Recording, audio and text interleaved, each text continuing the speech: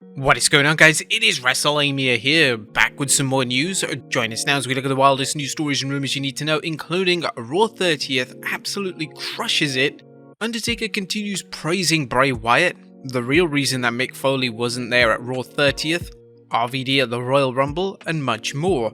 Be sure to subscribe and hit that notification bell for daily wrestling videos, and follow us on Facebook for exclusive lists. Also check out our new channel, Wrestlelamia Shorts. Now let's do the intro and get straight into our first story.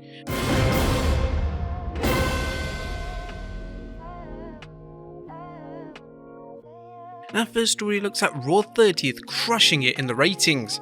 The top of today's news is Raw 30th's fantastic ratings. The star-studded show proved to be a smash success for WWE in the ratings department, including the much coveted 18 to 49 demo.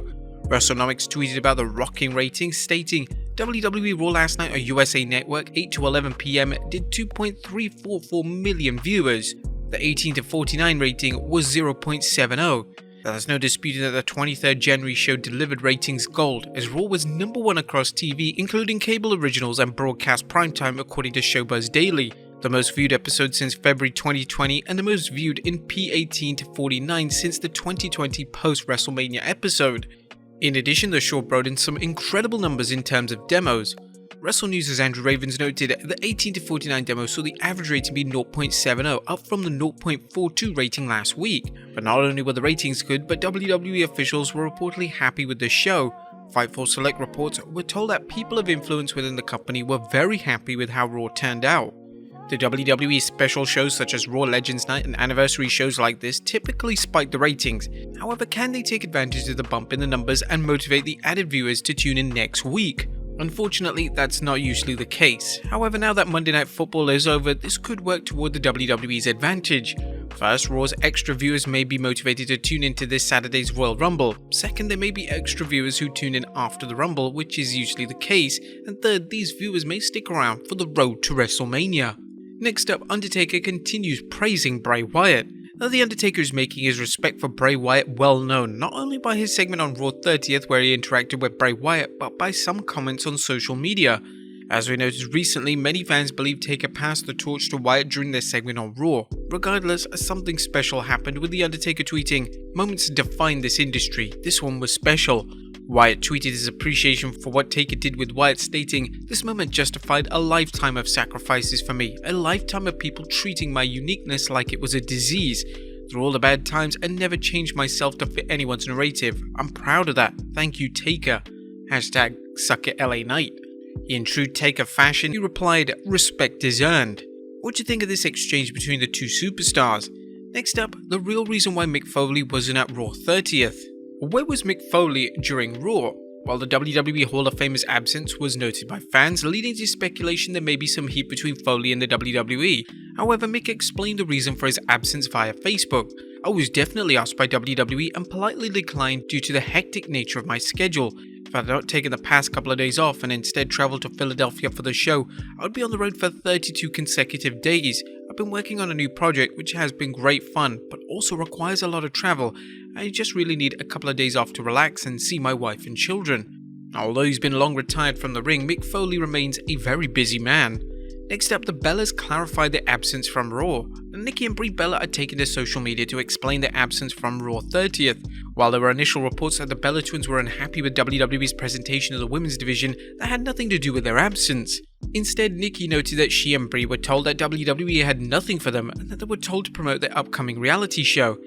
This week, from Monday till Thursday, Brie and I and an item have been booked on crazy media because of the premiere of Nikki Bella Says I Do is Thursday night. WWE owned show, by the way, which is why you see trailers on Monday Night Raw. We were hoping that, I think it was weeks ago, we were talking about going on Raw. They said they had nothing for us, so we were booked on media on Monday, Tuesday, Wednesday and Thursday, and then there was a possibly, maybe an idea. Our whole team, including WWE, everyone else had booked us for Monday being in New York. And judging from Nikki's comments, she and Brie could have appeared on Raw. Why the WWE advertised the Bellas as appearing is unknown, but it wouldn't be the first time they've advertised talent only to pull them from the show. Nikki stressed that she wants to let the fans know about her and her sister's side of the story. Whatever you see of stuff where all of a sudden stories change, that's to clean it up and throw it on people? No. We already had all these commitments per the company we work for and everyone else, so I know that people like to throw it on people, but I'm not gonna let that happen. Next up, the original plans for Bayley vs Becky's cage match. I wonder whether WWE's original plans for Raw 30th steel cage match between Bayley and Becky Lynch? Well, as previously reported, the match didn't take place thanks to the Bloodline's tribal court segment running over.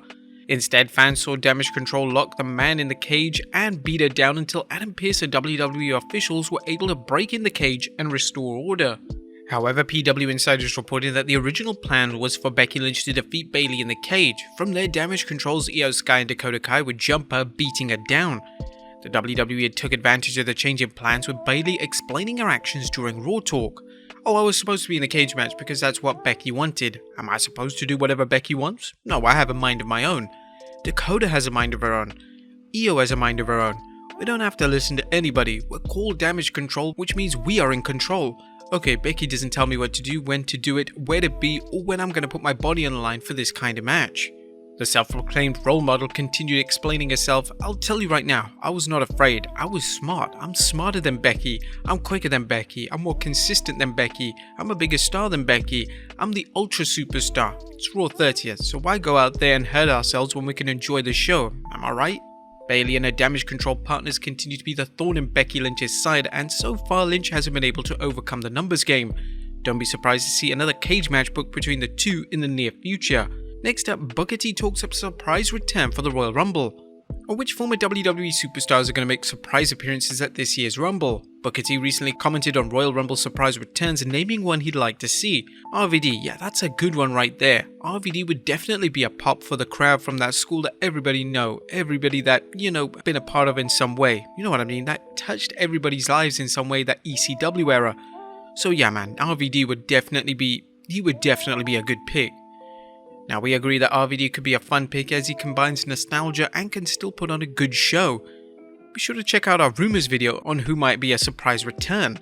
Next up is Brian Cage WWE bound. An interesting news concerning AEW wrestler Brian Cage's Cageside Seats. Randall Ortman noted, "Brian Cage's contract with AEW is set to expire within weeks," says Fightful Select. They also say feelers were set to gauge interest in WWE, but it's unclear what if anything came of that.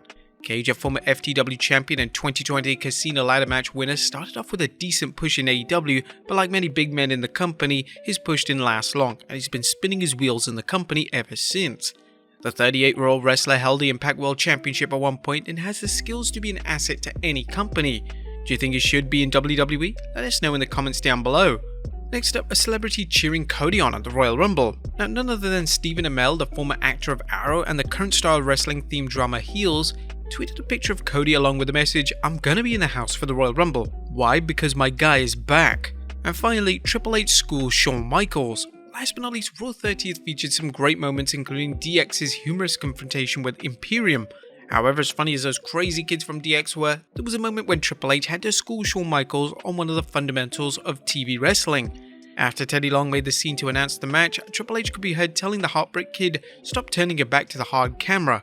Thankfully, Mr. Wrestlemania seems to be a quick study. But there you have it folks, the wildest news stories and rumors you need to know. Be sure to leave your comments down below, and I'll see you next time with some more wrestling content.